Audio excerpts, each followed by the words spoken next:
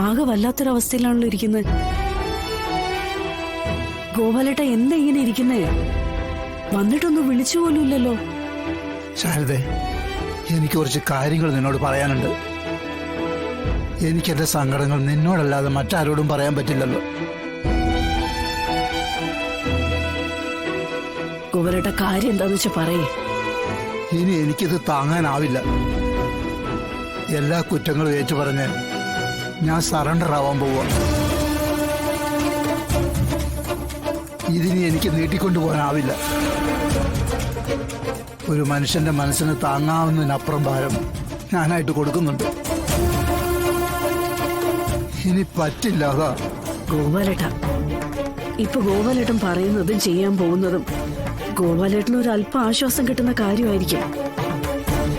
ഈ കൊണ്ടു നടക്കുന്ന ഭാരം എന്നേക്കുമായിട്ട് ഇറക്കി വെക്കുകയും ചെയ്യാം. പക്ഷെ ഗോപാലേട്ടൻ ഒന്ന് ഓർക്കണം, നമ്മുടെ 3 പെൺമക്കളുടെയും ജീവിതം വലിയ പ്രശ്നത്തിലൂടെയാ കടന്നു പോകുന്നത്. അവരുടെ ഓരോരുത്തരുടെ ജീവിതവും ഏതെല്ലാം രീതിയിൽ നേരെയാക്കണമെന്നറിയാത്ത അവസ്ഥയില്ല.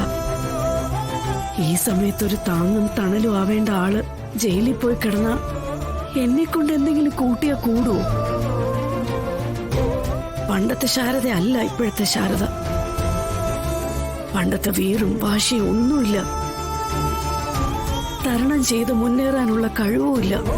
പക്ഷെ ശാരദ, ഇതിനെങ്ങനെയാണ് പിന്നീട് അവസാനം ഉണ്ടാവുക? നീയും മക്കളും സ്വസ്ഥമാവണം. നിങ്ങളിലേക്ക് ഒരു അന്വേഷണം വരാതെ എന്നിലേക്ക് മാത്രമായിട്ട് ഒതുക്കുക. അതുമാത്രമേ ഞാനിപ്പോ ചിന്തിക്കുന്നുള്ളൂ. എന്നായാലും ഒരിക്കൽ പിടിക്കപ്പെടും. അത് ഇത്തിരി നേരത്തെ ആയാല് അത്രയും സമാധാനം വരുമല്ലോ.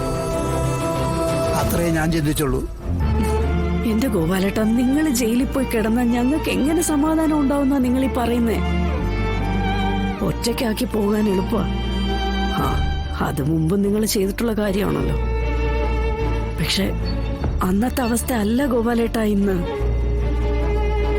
ഒരാളുടെയും ജീവിതം ഉറപ്പിക്കാൻ നമുക്ക് കഴിഞ്ഞിട്ടില്ല. ശാപം കിട്ടിയ ജന്മ ശാരദയുടെയും മക്കളുടെയും.